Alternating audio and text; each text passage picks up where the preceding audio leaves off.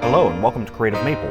I'm your host, Nathan DeVouvier. Today we are going to make this raised garden bed. We have slowly been upgrading and increasing the capacity of our urban homestead garden. We have done this with a combination of raised beds, sustainable land use practices, and seed harvesting. Last year we realized we were outgrowing our current garden space and we needed to add some small but versatile beds. We wanted to keep the cost down and use materials that would withstand our crazy climate swings. I like this bed not only because it matches our compost bin, but it increases our garden capacity without sacrificing a large area where our kids like to play. This bed is built from cedar for durability, pest resistance, and it just smells really good. Affordable is one thing, but we really can't take forever with this build. We just don't have the kind of time for complicated and consuming projects. We need something that can be completed in a few hours, not a few days. And this is how we did it. You can find 1-inch thick planks of cedar at your home store.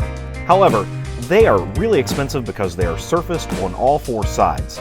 For this build, we really don't need anything that refined. In fact, the more rustic, the better. So, we ended up going with cedar pickets that are usually used for fences. Cedar pickets are usually available for a fraction of the cost of a typical cedar plank. While they are only about a 1/2 inch thick, they provide plenty of strength for these small beds. They will also be easy to replace as time goes by. Cedar pickets are pretty standardized throughout the lumber industry. Just make sure that you are getting actual cedar or redwood and not something that is dyed in cedar tone. To get started, prepare the location where the bed is to be placed and lay out 2 4x4 cedar posts 6 feet apart. Then, lay a picket across the top of the 2 posts. I like to put 1 screw in the top, that way I can make small adjustments if needed, and recheck with the square. Once the first picket is in place, use that as a reference to attach the next 2 pickets flush against one another. After attaching these 3 pickets to one end of the posts, move to the other end and repeat the process. You may notice that one side of the picket is dog-eared. These will be hidden at the end of the build. Just keep watching to see how I do it.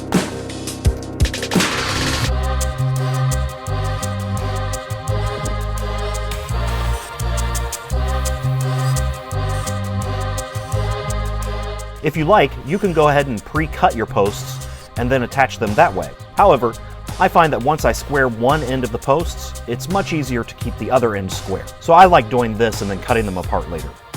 Use a spacer to represent the length of the post that will go into the ground. That mark is where the next wall section should start.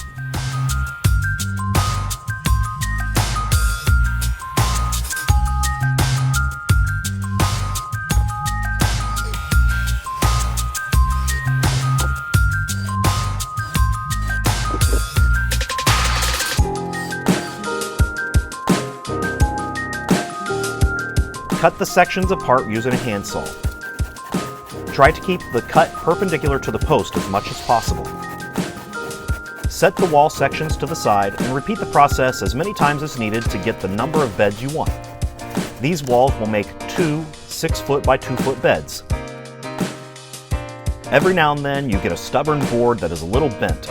There's no need to toss it to the side, just use a little bit of leverage by drilling a screw in and use that as a leverage point, and then take a scrap board and bend it into place.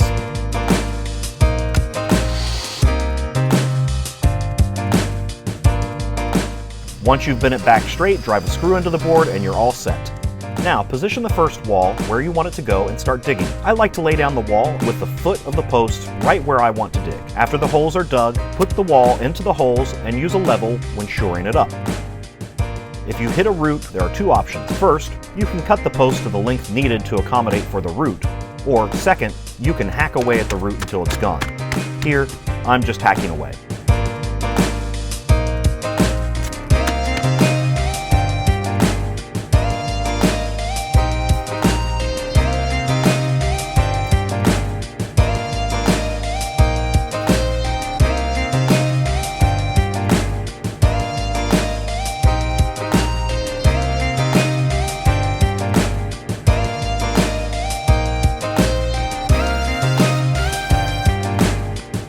Backfill the hole to keep the wall in place.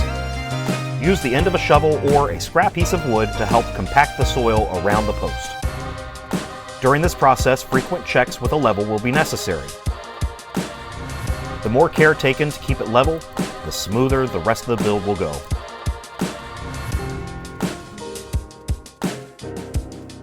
I have some leftover sections from the compost bin we built, so I'm going to use these for the 2-foot sections on the sidewalls.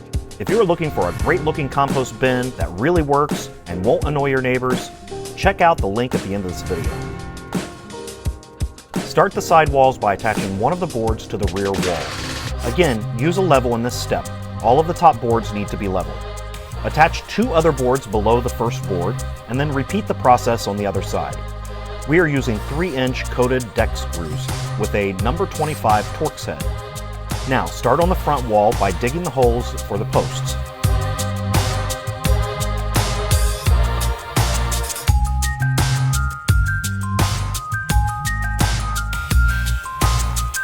Place the front walls in the holes and then mark the top of the side wall on the post.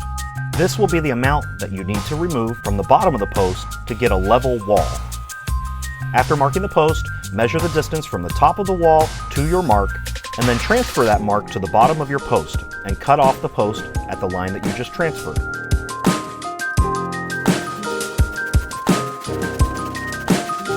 Repeat this process for the other side.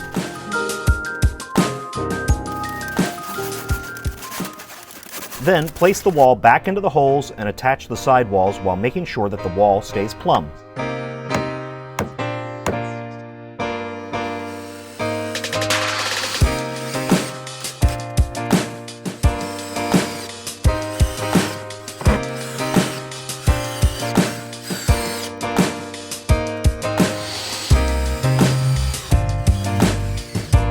Always check and recheck your level. I don't think I can say that enough.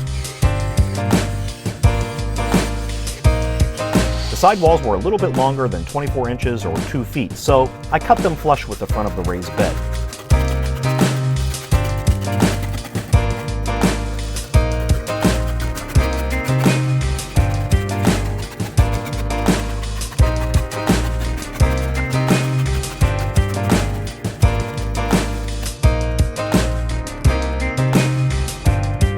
Our ground is a little sloped, so we had to add some additional pickets to the bottom of the bed to keep the soil from washing out.